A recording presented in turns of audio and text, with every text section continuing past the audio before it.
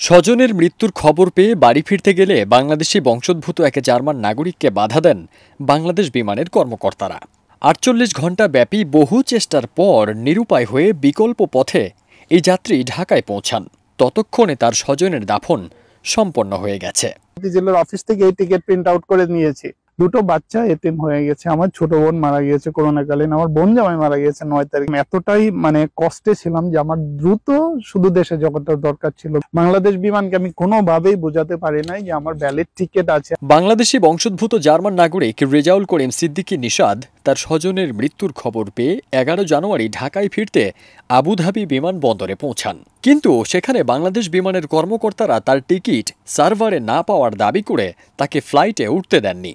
Check in কাউন্টারে তাকে আমি জার্মান পাসপোর্ট দিয়েছি, তাকে আমি গ্রিস টু আবুধাবির যে বোর্ডিং পাস সেটা দিয়েছি, কিন্তু কোনোভাবেই আমাকে নেওয়া হয়নি। আমাকে রেখেই বাংলাদেশ বিমান বাংলাদেশে চলে গিয়েছে।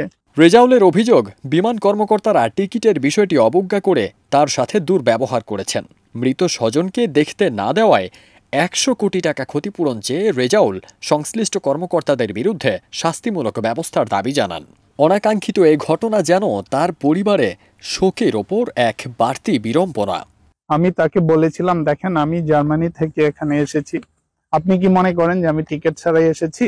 আমি এখানে সবগুলো প্রমাণ নিয়ে আপনাদের সামনে হাজির হয়েছি। এটি একটি ব্যর্থ প্রতিষ্ঠান, এটি একটি লোকসানি প্রতিষ্ঠান। এই প্রতিষ্ঠান কোনোভাবে এক্সিস্ট করতে পারে না। এই প্রতিষ্ঠান বন্ধ হতেই হবে। রেজাউল তার ফেসবুকে এই ঘটনার বিস্তারিত শেয়ার করলে অনেকেই এর প্রতিক্রিয়ায় বিমান বাংলাদেশ এয়ারলাইন্সের অব্যবস্থাপনার নিন্দা জানিয়েছেন। এছাড়া ঢাকা বিমানবন্দরের কর্মীদের অব্যবস্থাপনা ও মালপত্র চুরির বিষয়েও রেজাউল বিস্তর অভিযোগ করেন।